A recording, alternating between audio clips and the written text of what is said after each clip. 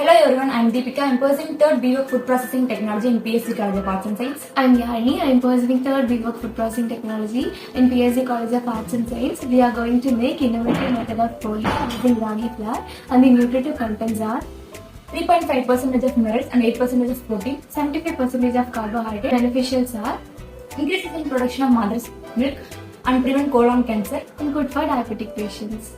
Ragi flour 200 gram, maida 25 gram for smooth texture, shredded coconut 25 gram, jaggery 50 gram, oil 10 ml for toasting, cardamom for better flavor.